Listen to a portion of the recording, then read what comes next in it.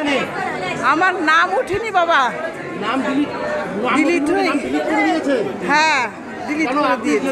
সম্পূর্ণ কাগজপত্র জমা দেননি? ছবি যে আমার পেনশনের কারণে যা ছিল আমি সব জমা দিয়েছি। তা সত্ত্বেও নাম ডিলিট করে দিয়েছে। তা সত্ত্বেও নাম ডিলিট হয়ে গেছে। আমি কেন আমি জানি না। আপনার পরিবারের সবাই না শুধু আপনার? আমার পরিবারের সবাই, আমার 2 ছেলে মেয়ে বউ সবারই উঠেছে, শুধু আমার এই উঠেনি। কোথা থেকে এসেছেন আপনি? ব্যারাকপুর থেকে। ব্যারাকপুর থেকে? হ্যাঁ। ডিএম অফিসে এসেছেন? হ্যাঁ। কি বললো এখান থেকে, কি বললো, কি নথিপত্র দিতে হবে বলছে? আমার ছেলে লিখেছে, ছেলের কাছে আছে। আমি মানে এখন কি বলেছে সেটা বলুন। এখন তো কি বলেছে আমি তো শুনলাম না। অ্যাপ্লিকেশন করতে বলেছে। কতক্ষণ লাইনে দাঁড়িয়ে আছেন? হয়ে গেল প্রায় ঘন্টাখানেক। ঘন্টাখানেক। কি নাম আপনার? স্বর্ণবালা মণ্ডল। আমরা ভোটার ডিলেট করে দিয়েছে। আমরা বসে চা পুকুর থেকে এসেছি, মানে জমিন কাগজ পেপার সব ওকে দেওয়ার পরও সব কাগজপত্র সব ডিলেট। আপনার পরিবারের সবার? আমাদের পরিবারের 4 জন লোক, 1 জনের এসছে আর 3 জনের আসেনি। আপনার নাম ডিলিট করে দিয়েছে? হ্যাঁ, আমার নাম, আমার মিসেস, আমার ছেলে, কি কি কাগজপত্র জমা দিয়েছিলেন? সব পেপার যা যা চেয়েছে সব জমা দিয়ে, পাসপোর্ট জমা দিয়েছি। হ্যাঁ, মোটামুটি যা চেয়েছে সব আমরা জমা দিয়েছি, কিছুই হয়নি। কতক্ষণ ধরে লাইনে দাঁড়িয়ে? 1 ঘন্টার উপরে আমরা সব লাইনে দাঁড়িয়ে আছি। 1 ঘন্টা করে আরও বেশি আছে। কোথা থেকে এসেছেন আপনি? বসিরহাট থেকে এসেছি। কি করতে বলছে এখন? বলছে খালি দরখাস্ত করে জমা দিতে বলেছি। কিছু দরখাস্ত করতে, তার জন্য কোনো ফর্ম দিচ্ছে নাকি?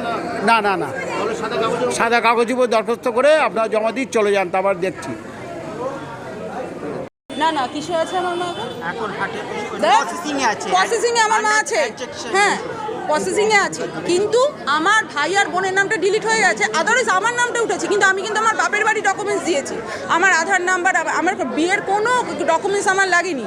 আমি শুধু অ্যাডমিট কার্ড আর সার্টিফিকেট যে এক্সেট্রা দিয়েছি। কিন্তু আমার ভাই বোনের নামটা ডিলিট করা হয়েছে, প্লাস আমার মাকে প্রসেসিংয়ে রেখেছে। এটা আমি মানেই বুঝলাম না কি করে এটা।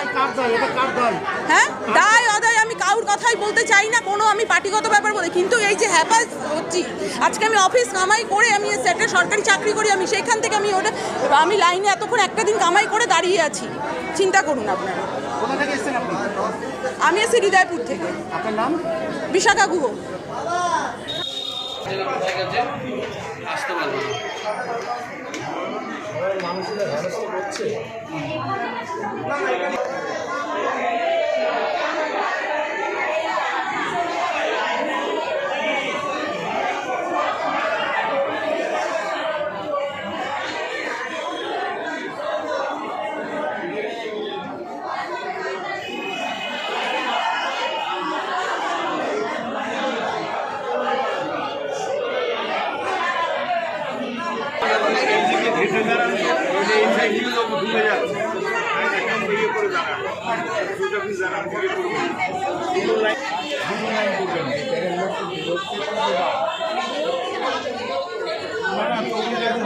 এই দিক দিয়ে আবার ঘুরে যাচ্ছে।